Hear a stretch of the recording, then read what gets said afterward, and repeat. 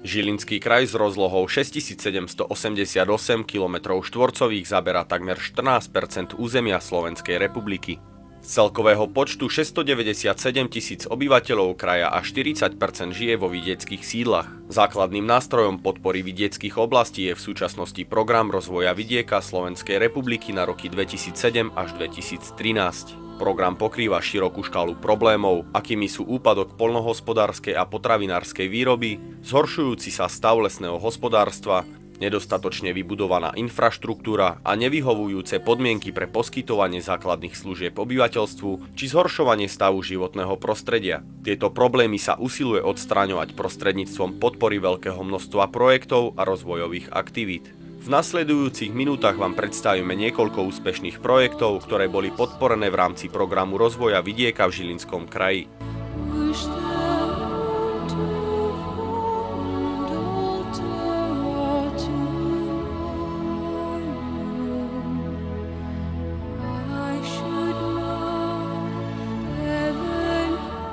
Našou prvou zastávkou je roľnícke družstvo Terchová, ktoré má viacročné skúsenosti s realizáciou projektov v oblasti modernizovania poľnohospodárskych podnikov. Hospodárime v 6 katastrálnych územiach, začíname v Krasňanoch a končíme v Terchovej. Obrábame 2005 hektárov poľnohospodárskej pôdy, chováme 1800 kusov oviec a 600 kusov hovädzieho dobytka. Sme zameraní hlavne na výrobu objemových krmív, pretože gro obhospodarujeme trvalé trávne porasty a na ornej pôde pestujeme 80 hektárov obilovín, 80 hektárov kukurice na siláž, zbytok je lucerna a ďatelino trávy. A aké boli hlavné dôvody, pre ktoré sa družstvo rozhodlo realizovať projekt modernizácie farmy? Jednak nám chátrali objekty, v ktorých chováme hospodárske zvieratá a jednak sme potrebovali nakúpiť novú techniku. Z rekonštrukcií sme zaradili jednu veľkú odchovňu hovädzieho dobytka. Zaradili sme, keďže je veľmi potrebné dneska, aby boli funkčné skladovacie priestory na hnoj a na močovku. Zrekonštruovali sme 2 hnojové jamy a zrekonštruovali sme jednu zbernú nádrž na močovku. V rámci projektu sa okrem viacerých rekonštrukcií obnovil aj vozový park družstva. V rámci projektu sme zakúpili 2 traktory, zakúpili sme 2 šmíkače na vyhrňanie maštalného hnoja, zakúpili sme rozmetadlo maštalného hnoja, zakúpili sme 2 kosy a zakúpili sme zberací voz na zber sena.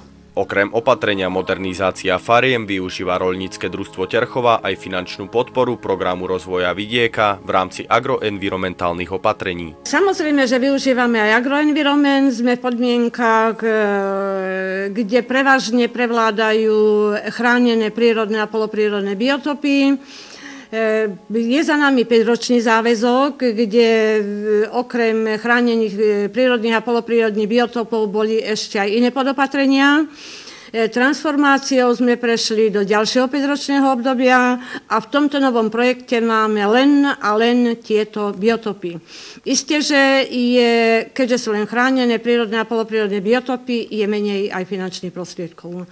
Máme z toho aj určité obmedzenia, hlavne tie, ktoré sa týkajú používania hnojenia. Isté, že aj všetky iné úkony, ako je kosenie, pasenie, proste obmedzenia sú, obmedzenia rešpektujeme, ale si poviem, že každá korunka je dobrá.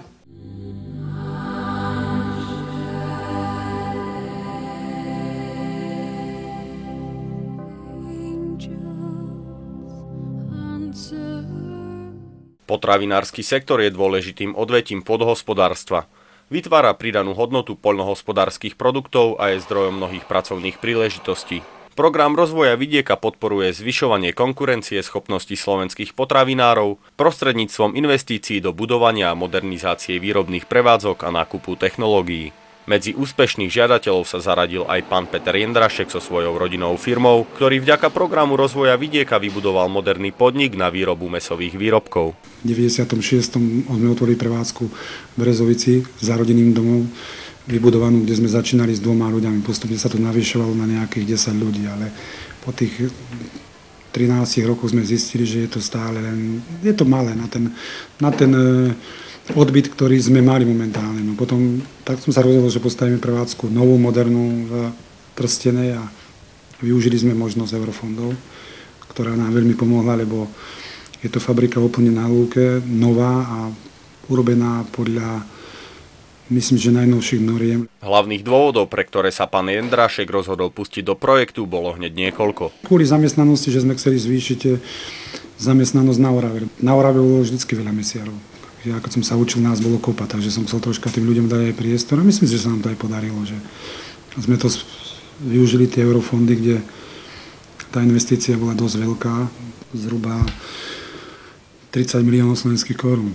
Prinieslo to v prvom rade aj uľahčenie práce pre zamestnancov, lebo v Brezovici sme sa museli tiesniť, tu už majú priestor na rozvíjanie sa. A myslím si, že tá produkcia tých výrobkov je na vyššej úrovni a to bol zmysel mojej práce, aby sme napredovali. Celková výška projektovala presne 1 200 000 a z toho sme tých 600 000 dostali z eurofondov. Pán Jendrašek i hneď po skolaudovaní novej prevádzky požiadal Podohospodárskú platobnú agentúru o preplatenie vynaložených výdavkov. Financovanie projektu prebehlo prostredníctvom jednej žiadosti o platbu, čo podstatne urýchlilo celý proces ukončenia projektu. Tú platbu sme dostali do 3 týždňov, do 4 týždňov, takže to bol veľké plus po podaní celkových dokumentov, čo sme mali celý komplex žiadosti, takže som bol milo prekvapený, že tak rýchlo nám tie peniaze prišli. Kontrola Podohospodárskej platobnej agentúry prebehla hneď po kolaudácii do 3-4 týždňov a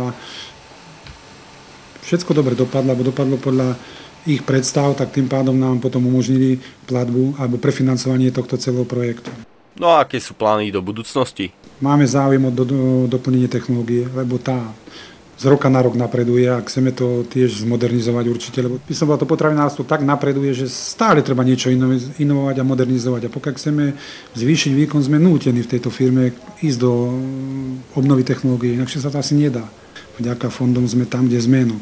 Keby neboli fondy, určite do toho nejdeme, lebo v dneskajšej dobe ísť do potravinárstva s takou investíciou to je samovražda, ale skrátka vyšlo nám to.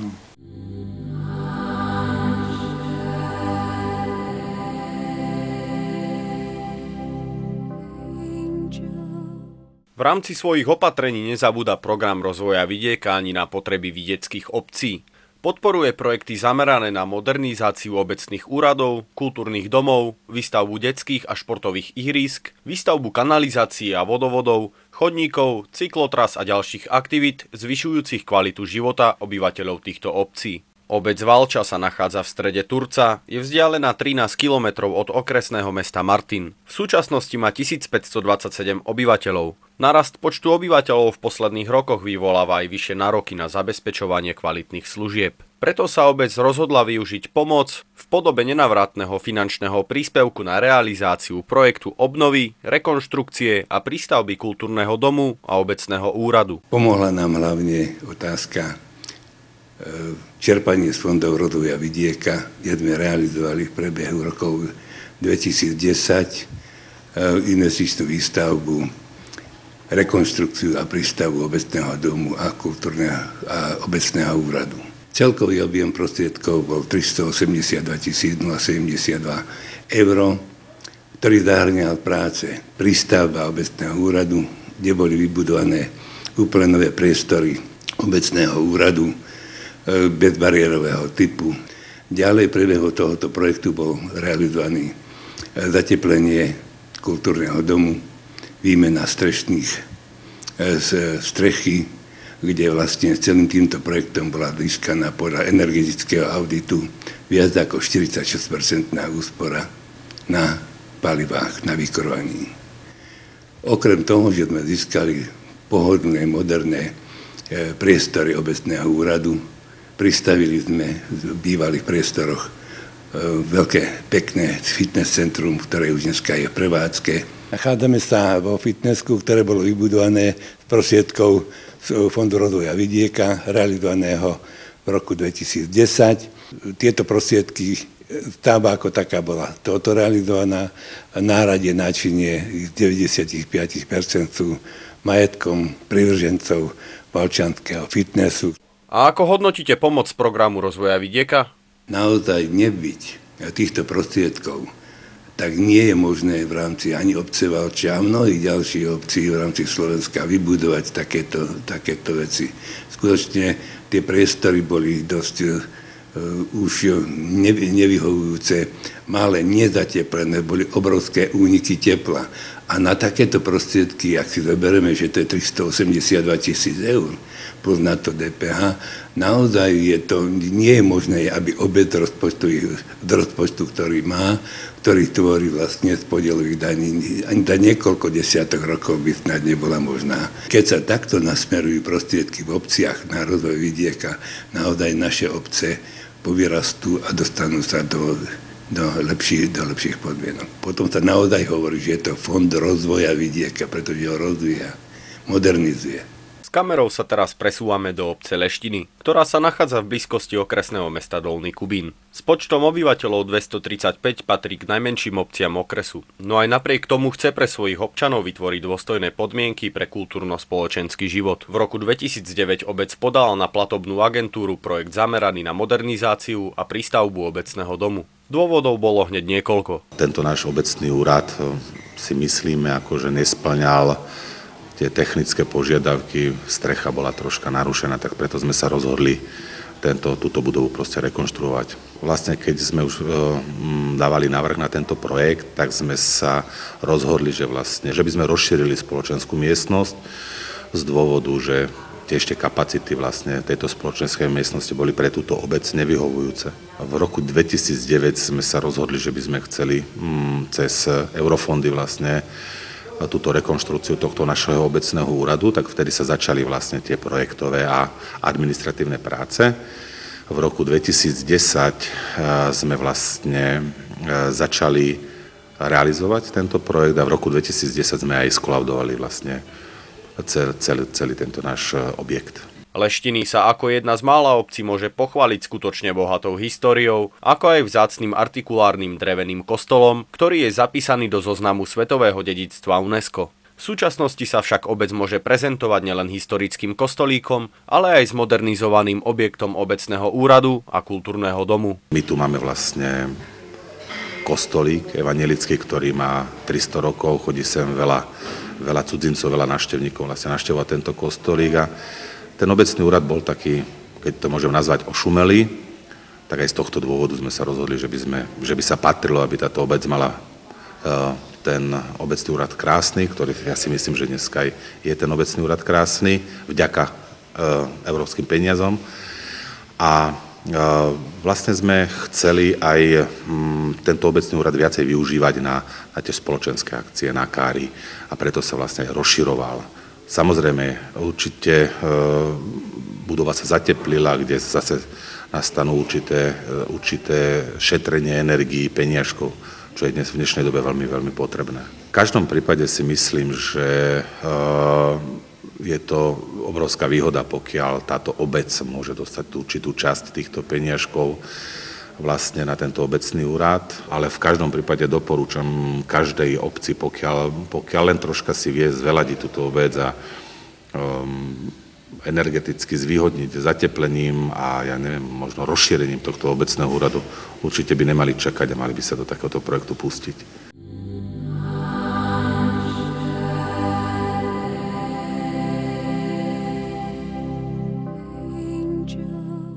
Miestna akčná skupina Horný Liptov je jednou z dvoch miestnych akčných skupín, nachádzajúcich sa v Žilinskom kraji, ktoré od roku 2009 realizujú prístup LEADER. LEADER predstavuje nový prístup k rozvoju vidieckých oblastí, ktorého cieľom je podporiť obyvateľov, aby na základe vzájomnej spolupráce, teda spolupráce verejného, súkromného a neziskového sektora, vytvorili partnerstvo, ktoré sa usiluje samo riešiť najpalčivejšie problémy svojho územia. Takéto partnerstvo nazývame miestnou akčnou skupinou. Nachádzame sa na území miestnej akčnej skupiny Horný Liptov. Miestnu akčnú skupinu Horný Liptov tvorí 22 obcí, 9 právnických subjektov, 4 občanské združenia a 14 fyzických osob. To je vlastne jej členská základňa. Občanské združenie ako také vzniklo už v roku 2008, kde obce Horného Liptova, tých 22, deklarovalo, že teda chcú spoločne pripraviť stratégiu a uchádzať sa o finančné prostriedky z osy 4 programu LEADER. V 3. augusta 2009 bol miestnej akčnej skupine Horný Liptov udelený štatút. Tým de facto sa stala oficiálne miestnou akčnou skupinou a v novembri 2009 bola podpísaná s Poľnohospodárskou platobnou agentúrou zmluva, ktorou dostala teda miestna akčná skupina pridelené finančné prostriedky na realizáciu teda programu rozvoja vidieka osy 4. Integrovaná stratégia bola postavená tak, že vlastne implementuje os 3, čo bolo dané, a z osy 3 implementujeme teda niektoré oprávnené činnosti v rámci opatrení obnova a rozvoj obcí, v rámci opatrenia základné služby pre hospodárstvo a vidiecké obyvateľstvo. Potom sú to 2 opatrenia týkajúce sa cestovného ruchu. Opatrenie teda na marketing časť A a opatrenie časť B. A potom je to diverzifikácia smerom k nepoľnohospodárskym činnostiam. Miestna akčná skupina doposiaľ vyhlásila spolu 5 kôl projektových víziev v rámci jednotlivých opatrení integrovanej stratégie rozvoja územia. Celkovo bolo predložených 26 projektových žiadostí. Čiže tento chodník zrealizovalo mesto Liptovský Hrádok v rámci implementácie integrovanej stratégie rozvoja Horného Liptova. Celkové náklady na realizáciu projektu boli 110 000 eur. Z miestnej akčnej skupiny prostredníctvom projektu získali podporu vo výške 50 000 eur. Dĺžka chodníka je necelých 500 metrov a je to prvý zrealizovaný projekt, ktorý bol ukončený v rámci projektov, ktoré boli prihlásené prostredníctvom miestnej akčnej skupiny Horný Liptov. MAS Horný Liptov však nerozvíja aktivity len v rámci svojho územia. Spolu so svojimi partnermi z Českej republiky sa zapojili aj do prvého kola predkladania žiadosti o nenávratný finančný príspevok pre projekty spolupráce, ktorú vyhlásilo Ministerstvo pôdohospodárstva a rozvoja vidieka. Takže MAS Horný Liptov predložila, teda zapojila sa vlastne aj do výzvy na projekty spolupráce, ktoré teda sme mali samozrejme zapracované aj stratégii. Začali sme teda robiť projekt nadnárodnej spolupráce, nakoľko tu bola dlhodobá spolupráca s mestom Česká Skalica a s MAS medzi Úpou a Metují, ktorá teda už samozrejme v tej Českej republike pôsobí dlhší čas. Tá spolupráca bola založená najmä teda na kultúrnych výmenách. Aj tam boli pôvodne smerované teda tie hlavné činnosti, na ktoré by sa projekty spolupráce mali zamerať.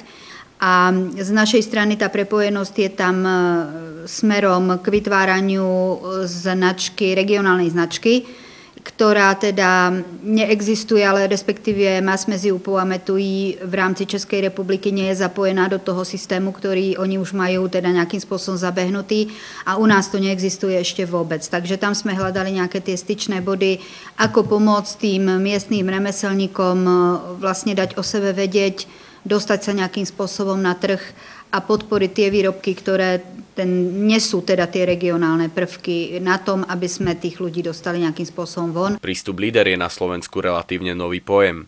Prekonáva mnohé úskalia, no aj napriek tomu počet jeho prívržencov neustále narastá.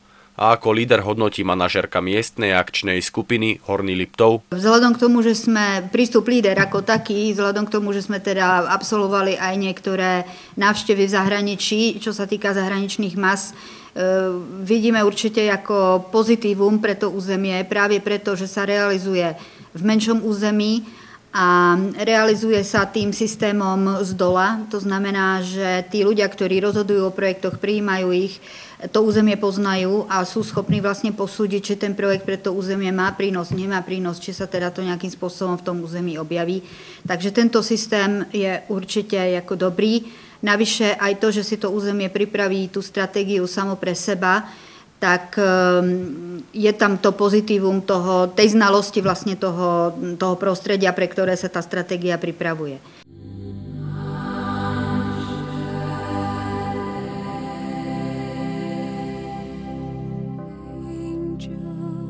Na záver môžeme skonštatovať, že program rozvoja vidieka Slovenskej republiky na roky 2007 až 2013 sa aj napriek svojim drobným nedostatkom radí medzi najúspešnejšie a najlepšie implementované programy, ktoré financujú projekty s priamym pozitívnym dopadom na vidiek a jeho obyvateľov. Pevne veríme, že úspešne realizovaných projektov bude aj naďalej pribúdať a finančné prostriedky, ktoré budú vynaložené na realizáciu projektov, skutočne prispejú k vyváženému a trvalo udržateľnému rozvoju slovenského vidieka.